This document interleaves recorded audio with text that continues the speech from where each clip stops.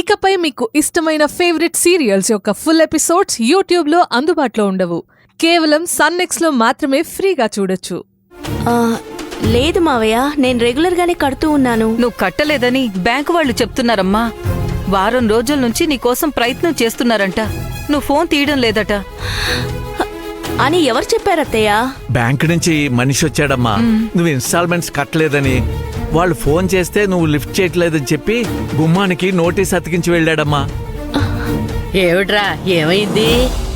ఎందుకు అందరూ అంత కంగారు పడుతున్నారు? అమ్మా, నువ్వు కాసేపు ఆగవే, నీకు దండం పెడతాను. ఇప్పుడు జరిగిందంతా నీకు మళ్ళీ వివరంగా చెప్పలేను. నోటీస్ అంటించడం ఏమిటి మావయ్య? అవునమ్మా, వద్దంటున్నా అతికించేసి వెళ్ళాడు.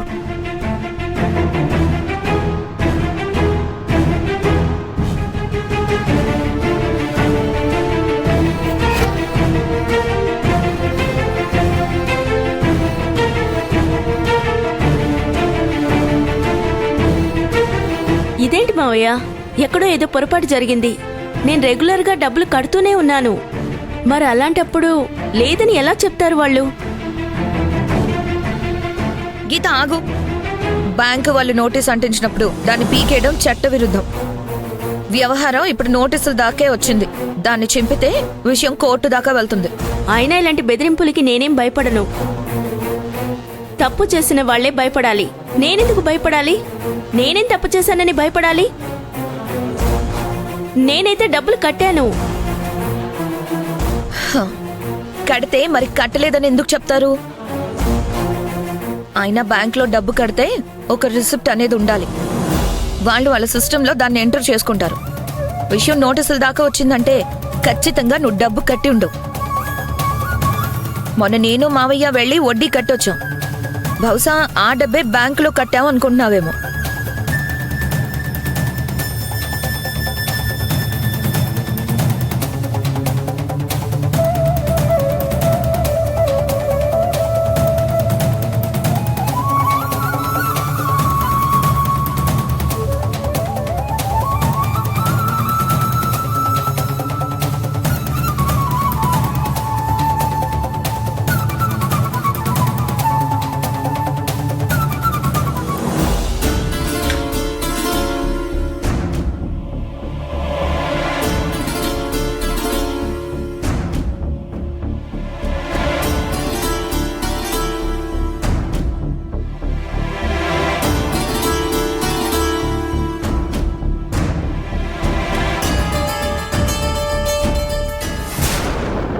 ఇవిగో, ఇవి నేను బ్యాంక్లో డబ్బులు కట్టాననడానికి సాక్ష్యాలు.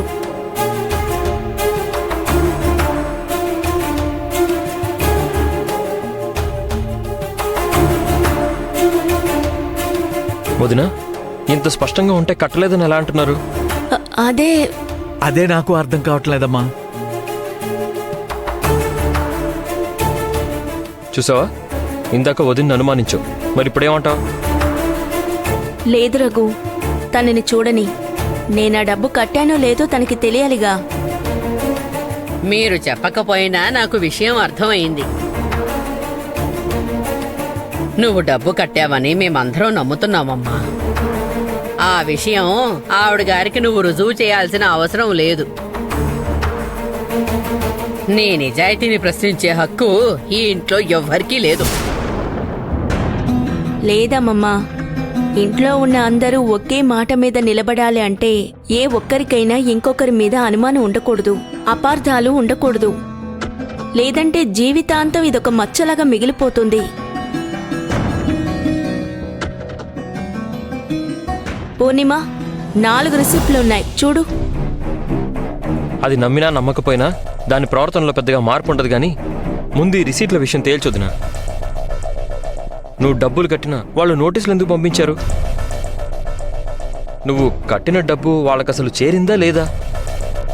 అసలు ఇలా ప్రైవేట్ బ్యాంకులో కాకుండా ఏదైనా గవర్నమెంట్ బ్యాంకులో లోన్ తీసుకుని ఉంటే బాగుండుండేదేమోనమ్మా. తప్పలేదు మావయ్య. వీళ్ళిచ్చే 10 లక్షలు మనకే మూల సరిపోతుంది. 2 పెళ్లిళ్ళు జరిపించాం. అందుకే మార్వాడి దగ్గర ఇల్లమ్మైనా సరే లోన్ తీరుస్తానని ప్రామిసరీ నోట్లో రాసిచ్చాం.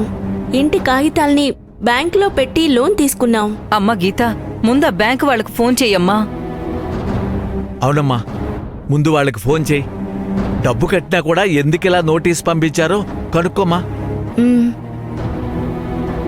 The customer you're trying to reach is not available.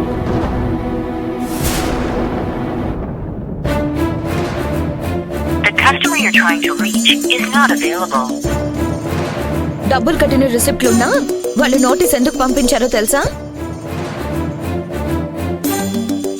మనం డబ్బులు కట్టలేమని వాళ్ళకు తెలిసిపోయి ఉంటుంది.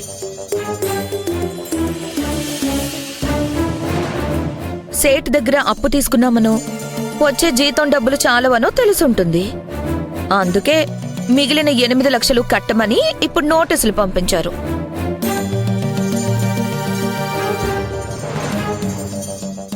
ఇప్పుడు ఆ 8 లక్షలు కట్టకపోతే ఇల్లు ఆగదు. ఇల్లు లేకపోతే సేట్ దగ్గర అప్పు తీర్చలేము. వాడు వెంట పడతాడు. అన్ని వైపుల నుంచి ఇరుక్కుపోయాం. పోయింది.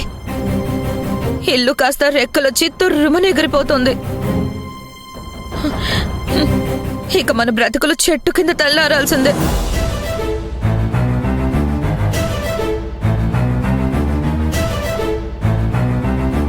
ఎందుకు పిన్ని ఎప్పుడు చూసినా ఇలా అపశకునపు మాటలు మాట్లాడుతున్నారు? ఇంట్లో ఉన్న అందరూ అమ్మని నమ్ముతున్నారు, మీరొక్కరే ఎందుకు నమ్మలేకపోతున్నారు? ఎందుకు అమ్మని ఎప్పుడు అలా దెప్పి పొడుస్తున్నారు? ఏం తప్పు చేసిందమ్మా? మా అమ్మ అంత చేత కానిదేం కాదు. ఈ ఇంట్లో ఎవరికి ఎలాంటి కష్టం రానివ్వదు. నాకు ఆ నమ్మకం ఉంది. ఏంటమ్మా చాలా ఎక్కువగా మాట్లాడుతున్నావు? అసలు ఈ ఇంట్లో జరుగుతున్నది జరిగింది ఏం తెలుసని నోరు తెరుస్తున్నావు? నాకు మా అమ్మ తెలుసు. అమ్మ ప్రేమ ఎలాంటిదో తెలుసు. అమ్మ నిజాయితీ ఏంటో తెలుసు. అందుకే మాట్లాడుతున్నాను. అవును, మరి మీ అమ్మ నిజాయితీ గురించే మాట్లాడాలి. ఏది మీ అమ్మ నొట్టేసి చెప్పమను. ఈ ఇంట్లో తనెవరికి అబద్ధాలు చెప్పలేదని, చాలా నిజాయితీగా ఉంటున్నానని, నిజాన్ని దాచలేదని చెప్పమను. పూర్ణిమనే మాట్లాడుతున్నాను. నాకు సమాధానం కావాలి. ఆఖరికి బయట నుంచి వచ్చిన చిన్న పిల్లకు కూడా నేను ఇంట్లో లోకువైపోయాను. ఈరోజు అటో ఇటో తేలిపోవాలి. హే, నిన్నే అడిగేది. నీ అమ్మతో ప్రమాణం చేయించు. ఈ ఇంట్లో ఎవరికి అబద్ధం చెప్పలేదని, ఎవరిని మోసం చేయలేదని చెప్పమను. ఈ ఇంట్లో మీకంటే ఎవరు ఎక్కువగా అబద్ధాలు చెప్పలేదు. ఈ ఇంట్లో వాళ్ళని మీకన్నా ఎక్కువగా మోసం చేయలేదు. డబ్బులు ఉంచుకొని కూడా అవసరానికి మా అమ్మకు సహాయం చేయకుండా ద్రోహం చేస్తుంది మీరు. అలాంటి మీకు మా అమ్మని అనే అర్హత లేదు. ఏం కూసావే?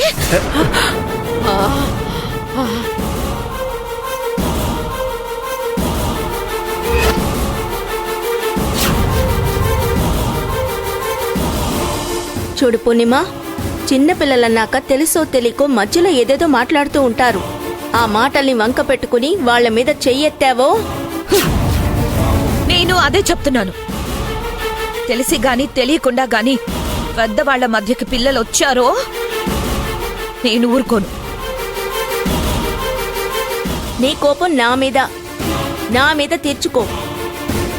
నువ్వెందుకు ఇలా సపోర్ట్ చేస్తున్నావో నాకు తెలుసులే. ఏ కారణం గురించి సపోర్ట్ చేస్తున్నావో అది కూడా నాకు క్లియర్ గా తెలుసు. ఏ విషయం దాచి ఇంట్లో వాళ్ళందరినీ మోసం చేస్తున్నావో అది బాగా తెలుసు. ఆ విషయం ఏదో చెప్పమంటావా?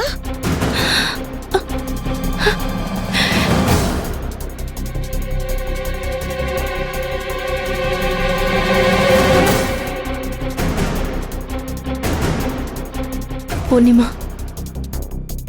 ప్లీజ్. నీ నాటకాలు నా దగ్గర కాదు గీత. నువ్వు ఇంట్లో వాళ్ళ దగ్గర, అంజలి దగ్గర దాచిన రహస్యాలు చెప్పమంటావా?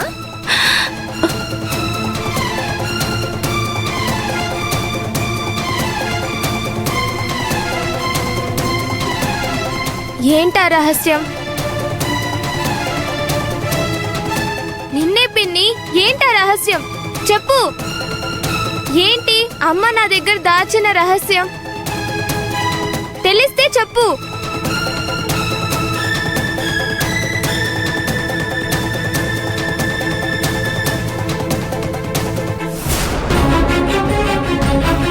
అభి ఏం గీత చెప్పనా?